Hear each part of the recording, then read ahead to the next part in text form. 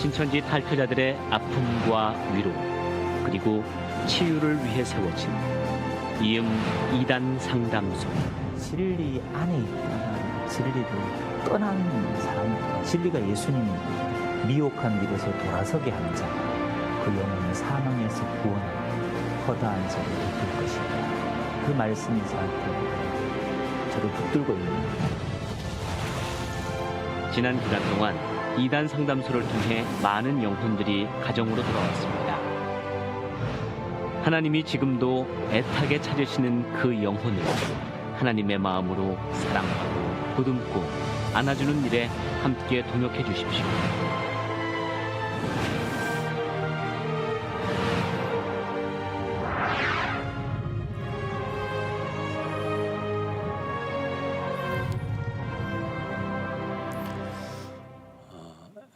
사이비 이단 신천지의 미혹은 과거의 이야기가 아닙니다. 여전히 우리 삶의 구석구석에서 호시탐탐 양의 탈을 쓰고 미혹을 일삼고 있습니다. 우리 가정이 신천지로 인해서 피해를 당하지 않았다 해서 우리의 이웃이 또 교회가 피해를 입지 않는 것은 아닙니다. 그래서 미혹은 여전히 현재 진행형이라는 것을 여러분들이 꼭 기억을 해 주시면 감사하겠습니다. 사이비단 신천지가 작년 한 해 동안 미혹한 수가 있습니다. 작년 12월 26일 신천지가 미혹한 사람들을 대상으로 온라인 수료식을 거행을 했습니다. 약 2만 명 정도가 작년 한 해 동안 신천지로 미혹이 되었습니다. 국내 12,000명 그리고 해외 수가 8,000명이나 됐습니다. 국내보다 해외가 정보가 없다 보니까 이단에 더 취약한 것이 현실입니다. 신천지 교세는 지금 국내 12지파의 73개 교회가 활동을 하고 있고요. 해외는 31개국의 61개 교회가 포교 활동을 하고 있습니다.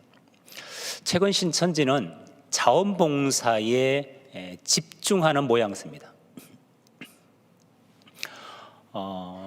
예를 들면 핑크 보자기 해서 도시락을 예쁘게 포장해서 소외계층, 가난한 분들에게 나눈 행사를 하고요. 또 착한 소비, 착한 기부 캠페인을 통해서 지역의 재래시장을 살리기 위해서 노력을 하고요. 또 찾아가는 건강 닥터 의료 봉사도 소외계층이나 또 주한 외국인을 대상으로 꾸준히 하고 있습니다. 더불어 신천지 대구 지파가 다대구 지파인데요.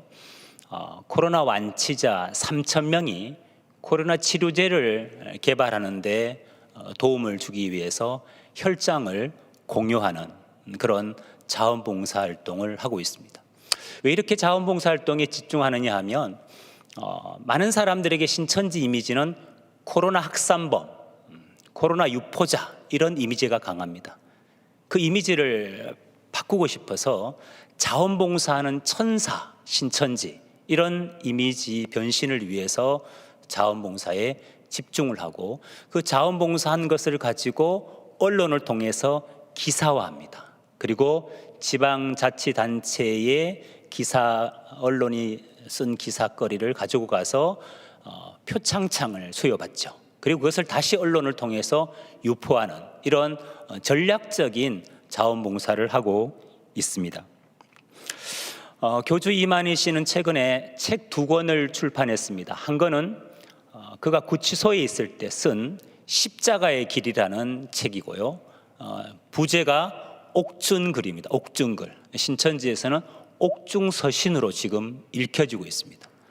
바울이 쓴 옥중서신 우리가 익히 잘 알고 있는데요. 신천지인들은 교주가 쓴 것을 옥중서신으로 읽고 있습니다. 또 최근에는 소설 이만이라는 책이 출간됐습니다. 이러한 책들은 이제 내부적으로는 여전히 신천지가 건재하다. 그리고 신천지 내부 결속을 위해서 이러한 책자들이 요긴하게 사용되고 있고요. 그 동력을 가지고 다시 포교 활동으로 외부로 발산을 하는 겁니다. 그리고 교주 이만희를 점점 신격화하는 하나의 수단으로 책자들이 사용되고 있습니다. 최근 신천지는 이제 커밍아웃을 했죠. 즉 정체성을 오픈했습니다. 자기가 신천지인이라는 걸 가족이나 또 지인이나 또 친구나 직장 동료들에게 드러낸 거예요. 그동안 숨겼던 것을. 이것을 하는 전략적인 의미가 있죠. 언론과 방송에서 하는 신천지에 대한 이야기는 다 모함이다. 진실이 아니다. 자기를 믿고 한 번만 신천지가 성경대로 가르치는지 아닌지를 한 번만 검증하고 확인해 달라. 이런 감정적인 정에 호소를 하는 전략입니다. 그들이 커밍아웃을 한 이유를 물어보니까 이렇게 얘기를 했습니다. 이제 때가 얼마 남지 않았다. 이제 하나님의 나라 완성이 얼마 남지 않았다는 거예요. 그래서 이만희 총회장이 이제는 공개적으로 당당하게 신천지를 오픈하고 포교하라고 명령을 했기 때문에 자기들은 떳떳하게 신천지를 표방하고 포교한다는 거예요. 이건 그들의 얘기고 사실은 그렇지 않습니다. 신천지에 속아서 피해를 당한 분들이 신천지를 탈퇴해서 신천지를 향해서 법정 소송을 제기했습니다. 소위 청춘 반환 소송입니다. 신천지는 미혹할 때 신천지를 철저히 숨기고 교리로 세뇌를 시킨 다음에 다 세뇌된 사람들에게 사실 여기가 신천지라고 드러냈습니다. 그러니까 처음부터 선택권을 주지 않는 거죠. 자유에 의한 선택권을 주지 않는 거예요. 이걸 판사가 사기 포교로 규정을 했습니다. 숨기고 신천지를 표방하지 않고 숨기고 한 것은 일종의 사기다. 그래서 신천지는 더 이상 성경 공부를 제안할 때는 반드시 신천지를 드러내고 성경 공부를 제안하게 되어 있습니다. 이게 속사정이죠. 신천지는 온라인 플랫폼을 이용해서 최근 활발하게 포교를 하고 있습니다.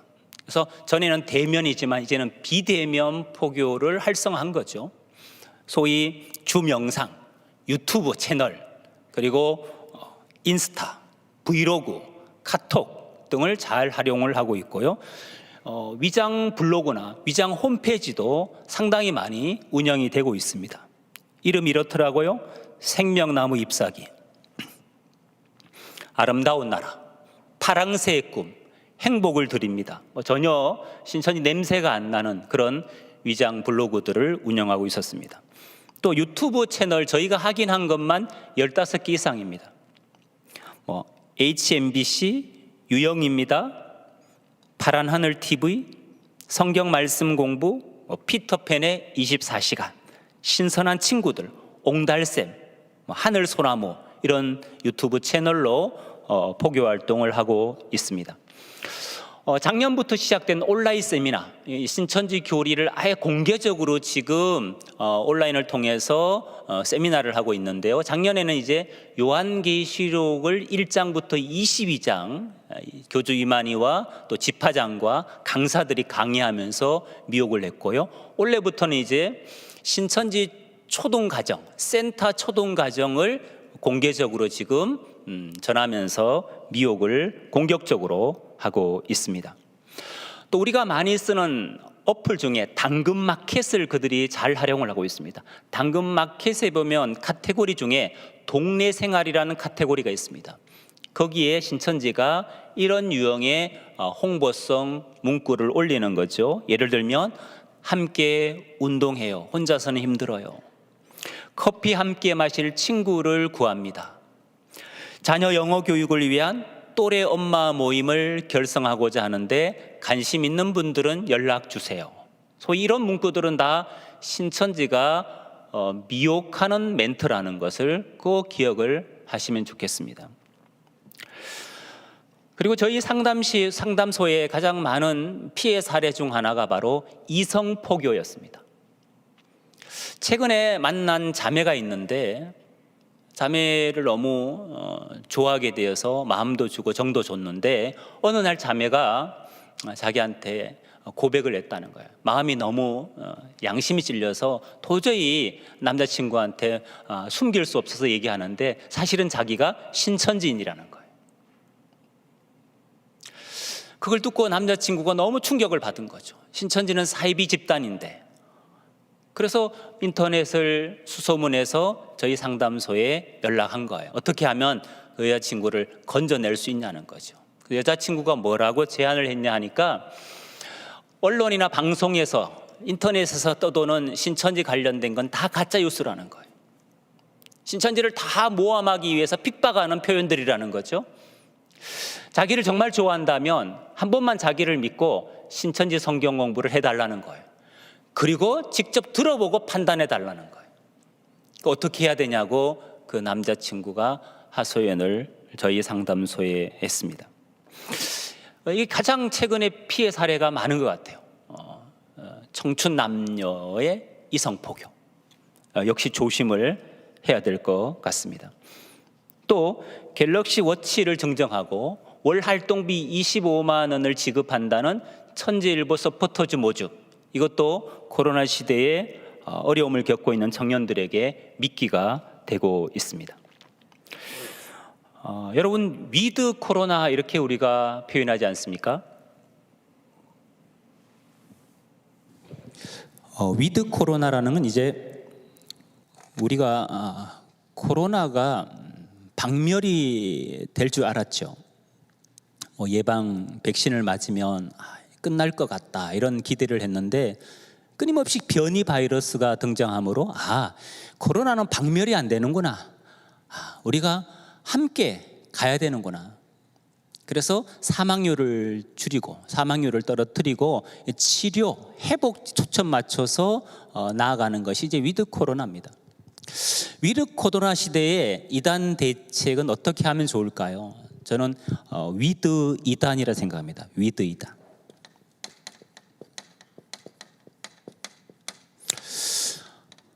이단과 함께라는 표현이죠. 이단을 박멸시키겠다고 우리가 마음먹은 적도 있습니다. 근데 여러분, 이단이 박멸이 안 된다는 거죠. 왜 이단은 박멸이 안 될까요? 예수님께서 성경에 재림하시기 전까지, 그분이 재림해서 짐승과 거짓 선지자를 불못에 던지기까지는, 주님 오실 때까지는 함께 더 많이 더 활발하게 미혹 활동을 한다고 성경에 이미 예수님께서 말씀하셨기 때문입니다. 위드 이단은 제 얘기가 아니고 예수님 말씀이에요. 우리가 오늘 읽었던 본문의 말씀이 마태복음 24장입니다. 마태복음 24장은요, 예수님이 감람산에 계실 때 제자들이 조용히 와서 예수님께 질문을 한 것으로 시작합니다. 이렇게 질문합니다. 주의 임하심과 세상 끝에는 무슨 징조가 있겠습니까? 주의 임하심, 세상 끝, 종말에는 무슨 징조가 있겠습니까? 하고 물어봤습니다. 예수님의 첫 대답이 마태복음 24장 4절입니다. 예수께서 대답하여 이르시되 너희가 사람의 미혹을 받지 않도록 주의하라. 많은 사람이 내 이름으로 와서 이르되 나는 그리스도라 하여 많은 사람을 미혹하리라. 종말이, 재림이 가까우면 가까울수록 우죽순처럼 적그리스도 이단들이 많이 나타나고 많은 사람을 미혹할 거라는 거예요. 그 미혹 얘기를 하시고 그 다음에 전쟁을 말씀하시고 기근과 지진을 말씀하십니다. 11절에 가보니까 예수님이 재차 말씀하시죠. 거짓 선지자가 많이 일어나 많은 사람을 미혹하겠으며 23절, 24절, 25절에 또 말씀하십니다. 그때에 많은 사람이 그리스도가 여기 있다 저기 있다 해도 가지 말라는 거예요. 거짓 그리스도와 거짓 선지자들이 큰 표적과 기사를 보이어 할 수만 있으면 택하신 자들도 미혹하리라. 택함 받은 그리스도인, 교회 공동체는 미혹에서 제외가 아니라 할 수만 있으면 교회를 대상으로, 택함 받은 사람을 대상으로 미혹한다고 내가 미리 너희에게 말했다는 거예요. 내가 미리. 그래서 여러분, 이단들이 가면 갈수록 많이 나타나고 미혹하는 것은 전혀 이상한 일이 아니죠.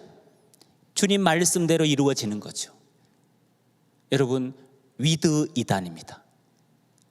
박멸할 수 없습니다. 그럼 어떻게 해야 되느냐? 우리가 이단을 잘 분별할 수 있는, 영을 분별할 수 있는 지각이 있어야죠. 그리고 지피지기가 되어서 영적인 싸움을 할 수 있는 전신갑주를 입어야죠. 그래서 내 영혼을 지키고 우리 가정을 지키고 교회를 지킬 수 있는 역할을 해야죠. 최근에 저희 상담소에 상담을 받고 나온 청년 하나가 있습니다. 이 청년은 신천지에서 새가족을 담당했던 팀장, 구역장이었습니다. 제가 이제 이 친구 상담을 통해서 이제 마음이 바뀐 줄 알고 팀원들 이름을 쭉 쓰라 그랬어요. 그리고 그 팀원이 어디 사는지, 학교는 어딘지, 직장은 어딘지, 또 뭐 교회를 다니는 사람인지 아닌지 쭉 쓰라 그랬어요. 그 중에 한 7, 8명, 9명을 썼는데 그 중에 한 명이 기독교인이었어요. 팀원 중에 한 사람이. 그것도 울산에 있는 모 장로교회를 다니는 청년회장이에요. 그 교회 청년회장이에요. 근데 신천지에 미혹이 되어서 지금 새가족 교육을 받고 있는 거예요. 이중생활 하는 거죠. 그래서 그 장로교, 그 청년회장으로 있는 그 장로교회의 청년들을 타겟으로 미혹 활동을 하기 위해서 전략적으로 신천지가 접근을 하고 있었어요. 여러분, 여전히 분별하지 못하는 그리스도인들은 이단의 밥이 됩니다. 저들은요, 우리를 밥으로 여기거든요. 만만하게 보거든요. 누굴 만만하게 보느냐? 분별력이 없는 사람을 만만하게 보는 거죠. 여러분, 신천지 교주 이만희 씨가 이제 나이가 90이 넘었습니다. 신천지인들은 이만희 교주가 절대 죽지 않고 영생한다고 믿습니다. 육체가 안 죽고 영원히 산다고 믿어요. 그럼 여러분, 영원히 산다고 가르쳤던 그 교주가 어느 날 죽어버리면 그럼 그 신도들이, 20만이 넘는 신도들이 다 자유로울 수 있을까? 다 신천지를 탈출할 수 있을까? 탈퇴할 수 있을까? 이거죠. 저는 대단히 회의적입니다.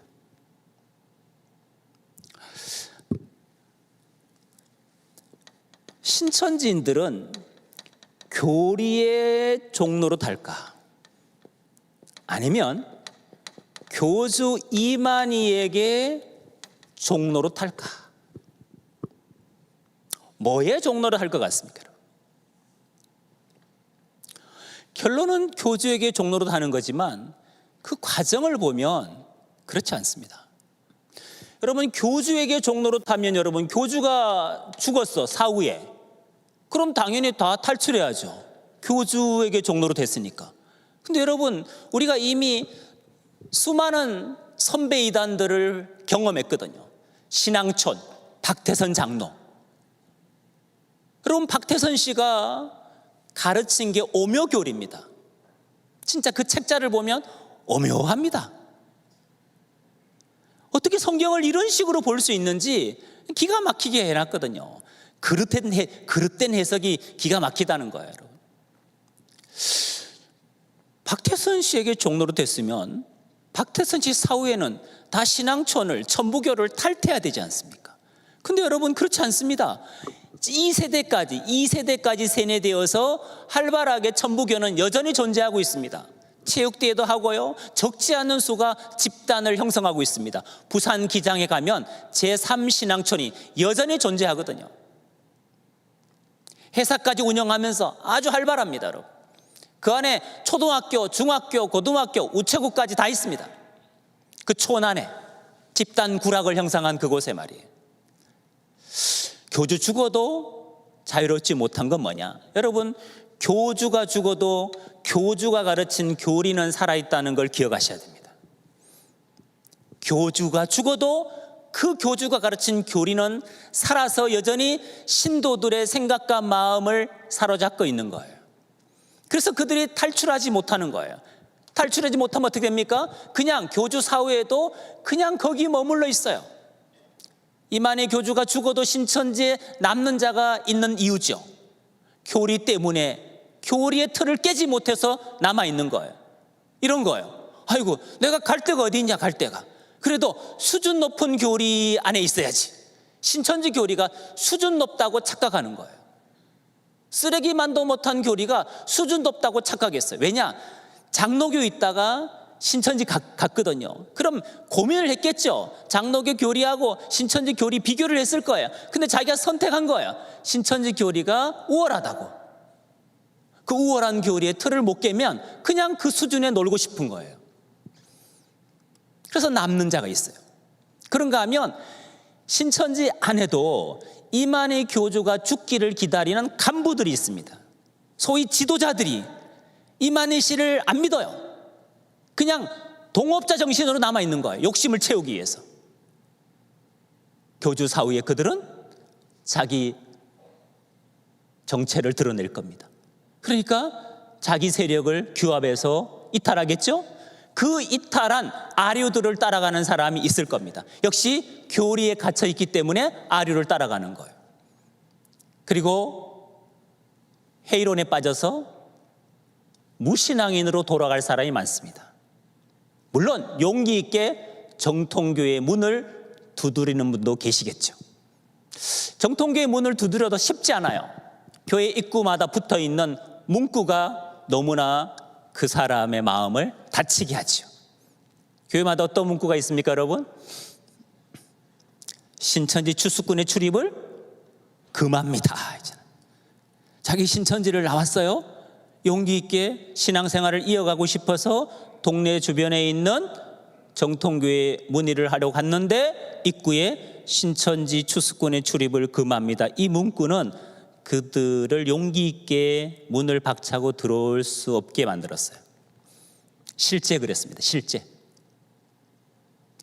여러분, 하나님의 교회 안상욱 증인의 그 출입구에도 신천지 추수꾼의 출입을 금합니다 문구가 걸려 있는 거 아십니까?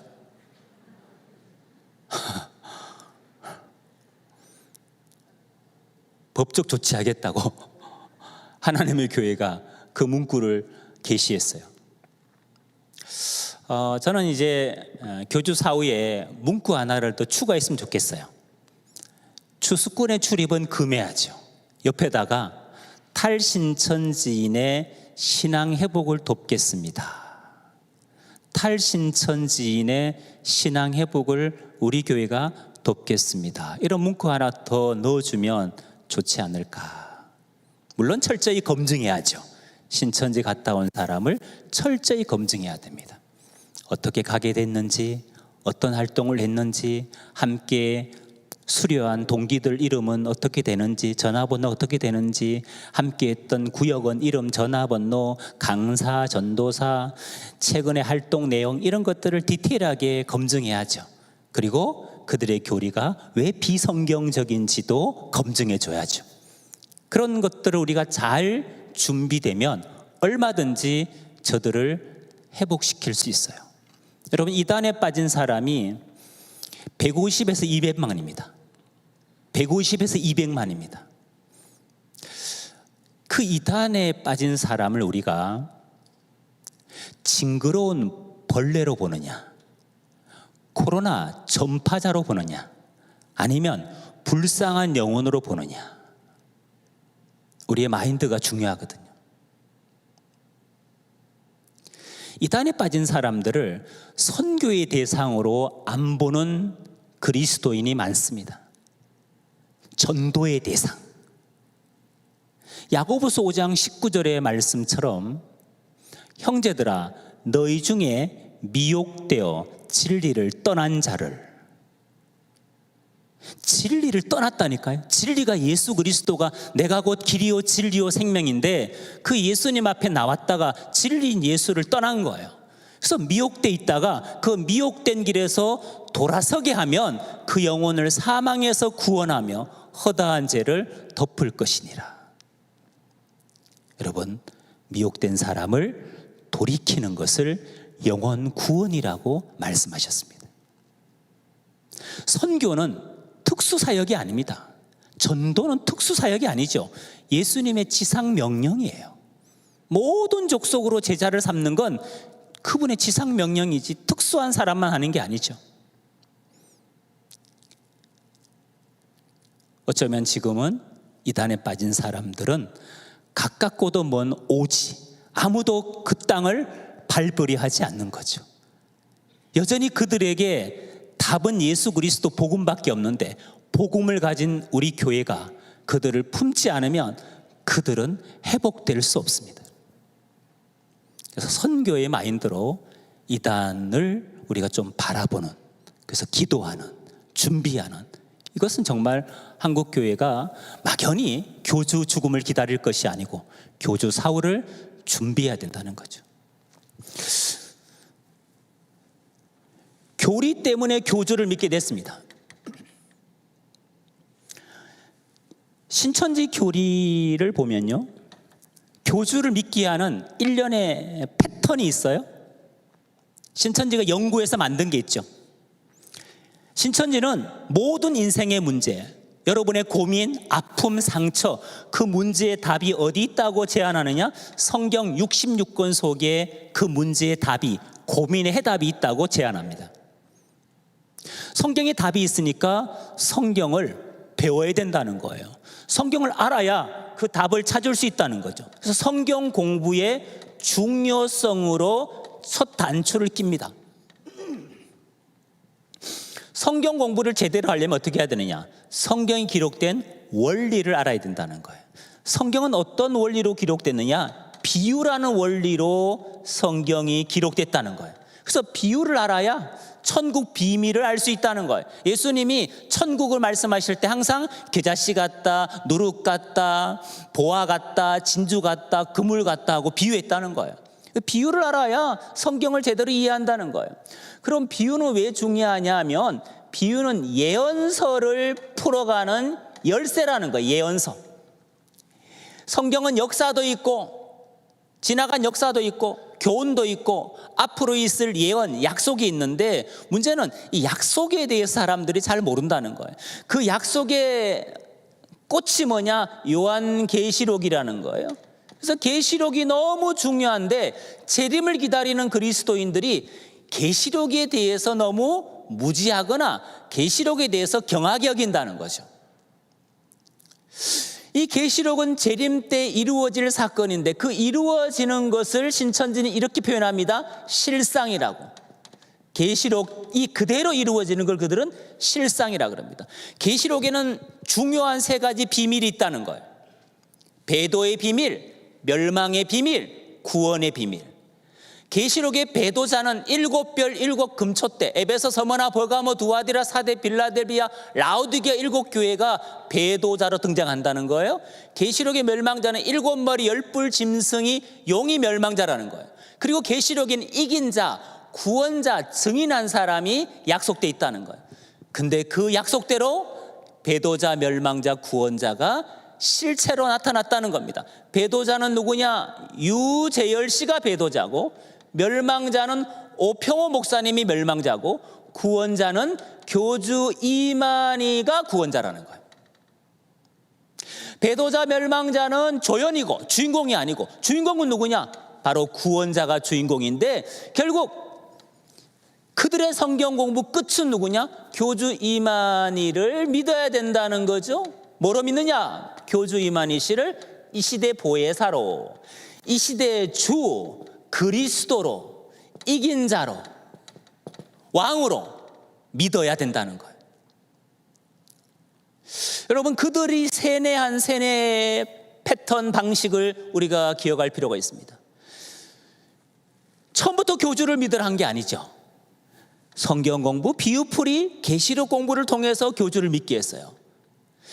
그래서 신천지인들을 건져낼 때 우리가 쓰는 방법이에요. 교주를 막 얘기하잖아요. 교주가 뭐 비윤리적이고 뭐 교주가 뭐 돈을 해먹었고 뭐 이런 비리 얘기하면 그들은 마음을 닫아버립니다. 인간적으로 모함한다고 생각하고 아예 듣지를 않습니다. 저희는 그래서 뭘 갖고 접근하느냐, 교주를 얘기하는 게 아니고 교주가 가르친 그 교리가 과연 성경적이냐, 진리냐, 비진리냐, 그걸 객관적으로 이해할 수 있도록 설명하는 거죠. 그래서 그 교주가 가르친 교리가 틀리면 당연히 교주는 거짓 목자가 되는 거죠. 이게 그들을 건져내는 방법이에요. 여러분, 그럼 미혹을 안 당하는 방법은 뭘까요? 교주 얘기보다는 그들이 가르치는 성경 공부 비유풀이가 왜 비성경적인지를 객관적으로 분별할 수 있다면 절대 그 사람은 이단에 안 빠지죠. 아무리 인간적으로 그들이 잘해줘도 결국은 뭐로 세뇌하느냐? 그들의 교리로 세뇌되어야 신천지인으로 변질되거든요. 성경 공부, 그들의 성경 공부를 피해갈 수 있는 게 아니죠. 그래서 우리 성도들이 장기적으로는 이단 예방을 하기 위해서는 여러분 스스로가 분별할 수 있어야 되죠.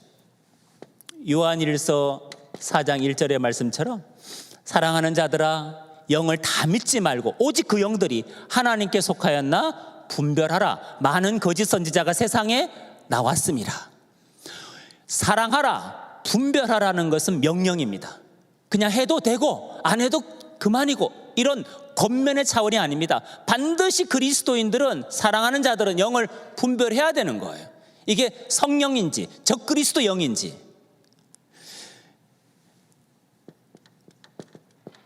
바른 성경관이 그리스도인들에게 꼭 필요하죠.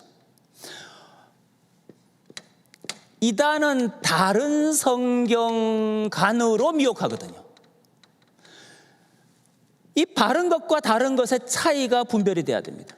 바른 성경관 속에 우리가 바른 복음을 받아들이면, 바른 예수를 받아들이면 올바른 구원관이 정립이 되는 거죠. 반대로 여러분, 다른 성경관 배우면 다른 복음을 받아들이는 겁니다.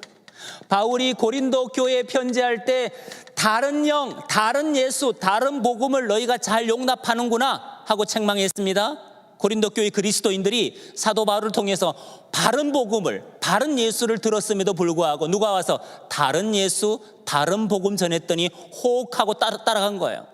미혹당한 거예요. 그걸 너무 안타까워서 바울은 편지하는 거예요. 어떻게 다른 예수, 다른 복음, 다른 영을 쫓아갈 수 있냐고.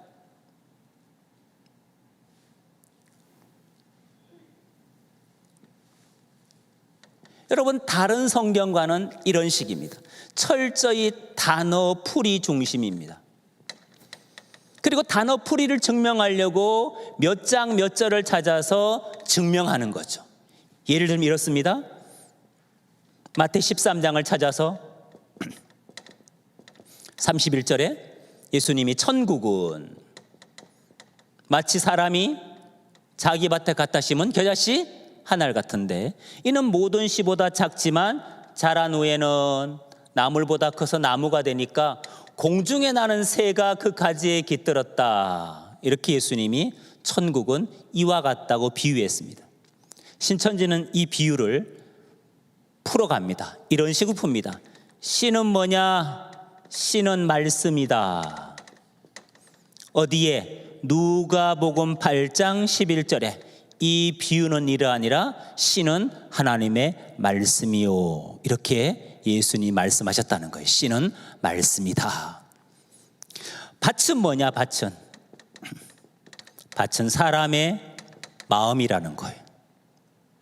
누가복음 8장 15절을 읽어보니까 예수님께서 좋은 땅은 착하고 좋은 마음, 좋은 땅은 착하고 좋은 마음.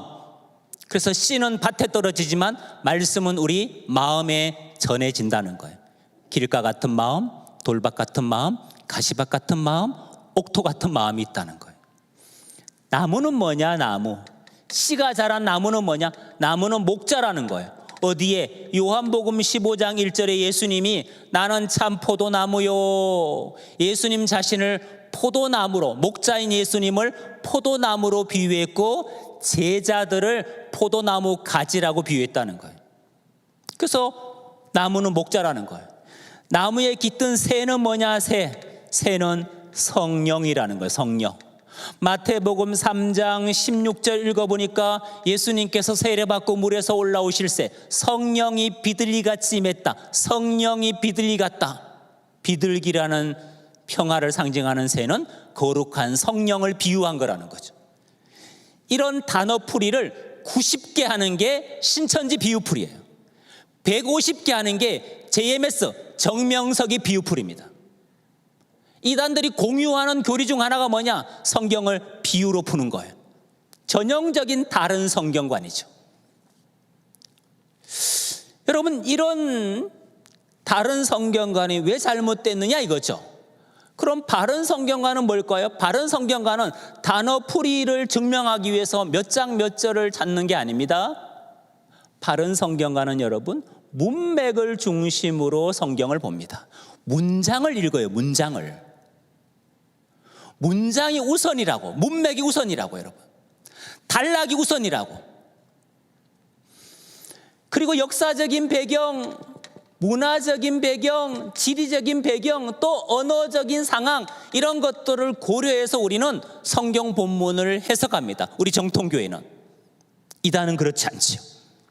그래서 우리는 단어를 뭐는 뭐다, 씨는 말씀이다 이렇게 우리는 공식화하지 않습니다. 근데 이단들은 공식화하거든요. 신천지 같으면 씨는 말씀, 그 씨는 몇 가지 종류가 있느냐? 2가지가 있다. 하나는 하나님의 씨, 하나는 마귀의 씨. 하나님의 씨는 진리, 마귀의 씨는 비진리. 이게 그들의 씨에 대한 답이에요. 답. 여러분, 성경에 씨가 나오죠. 누가복음 8장 11절, 마가복음 4장 14절, 그리고 마태복음 13장 4절 씨가 다 나와요. 그 씨가 여러분, 그렇죠, 예수님 말씀으로 표현했어요. 어디서? 거기서만. 그 마가복음, 누가복음, 마태복음, 공관복음 안에서 비유로 말씀하실 때 씨, 말씀을 씨로 비유했어요. 그러나 여러분, 예레미야 31장 27절에 가보니까 여호와께서 가라사대 보라, 내가 사람의 씨와 짐승의 씨를 이스라엘 집과 유다 집에 뿌릴 날이 이르리니. 사람의 씨, 짐승의 씨. 이걸 신천지는 어떻게 해석하느냐? 사람의 씨는 진리, 짐승의 씨는 뱀, 용의 씨니까 비진리. 이런 식으로 신천지는 해석합니다. 문맥을 읽어보면 사람의 씨는 자식이 번성하는 거고 짐승의 씨는 가축이 늘어나는 거예요. 이스라엘의 회복을 표현한 거거든요. 근데 문맥을 보지 않으니까 이걸 진리 비진리 이런 식으로 비유를 보는 거예요. 비유로 보는 거예요. 비유가 아니에요. 이거는 문자적인 거예요. 문자적인 거. 창세기 15장 3절에 아브라함이 말합니다. 주께서 저에게 씨를 주지 아니하셨다. 당연히 자손이죠. 자손. 신천지인들이 이것도 말씀이라고 우기는 사람이 있었어요. 상담을 해보니까. 마태복음 13장 3절에서 9절에 보면 씨 뿌리는 비유가 나옵니다. 그걸 18절에서 해석합니다. 23절까지 씨는 말씀이라고. 마태복음 13장 24절에 가보니까 천국은 좋은 씨를 제밭에 뿌린 사람 같대. 좋은 씨. 좋은 씨를 뭐로 해석했는가? 36절에 가보니까 천국의 아들들로 해석했습니다. 아들들. 그러니까 씨가 말씀도 되지만 천국의 아들들도 된다는 거죠. 비유가 뜻이 달라요. 그 다른 비유, 다른 뜻이죠. 이사야서 53장 10절에 보면 메시아의 고난을 예언했습니다. 10절에 가니까 그가 씨를 보게 된대. 메시아가 씨를 본대요. 메시아가 어떤 씨를 볼까요? 메시아가 자식을 낳는 것도 아니고 그것은 예수 믿는 제자들을 두고 그의 씨라고 표현한 거죠. 고전 15장 35절 36절에서는 사람의 썩는 육체를, 이 몸을 심는 씨라고 비유했고요. 고린도후서 9장 10절 11절에서는 우리가 드리는 연보, 특별히 구제연금을 심는 씨로, 양식으로 비유했습니다. 단어는 씨지만 의미는 문맥에 따라 다 다르다. 이게 바로 비유의 다양성입니다. 여러분, 비유는 다양한 의미를 갖고 있는 것이지 뭐는 뭐다 공식하고 획일적으로 풀어가는 것은 다른 성경관, 이단의 성경관입니다. 이걸 분별할 수 있다면 여러분, 다른 복음, 다른 예수 능히 분별할 수 있는 거죠. 즉 바른 것에 대한 기준이 우리 안에 명확해야 됩니다. 우리가 복음을 믿잖아요. 바른 복음을 갖고 있잖아요. 이 바른 것에 대한 명확한 기준이 있어야만 다른 것이 들어왔을 때 기준을 가지고 판단할 수 있고 분별할 수 있는 겁니다. 기준이 없으면 다른 게 들어와도 그냥 수용하는 거예요. 수용. 분별이 안 돼서 여러분. 여러분, 어린아이 신앙에는 분별 못합니다.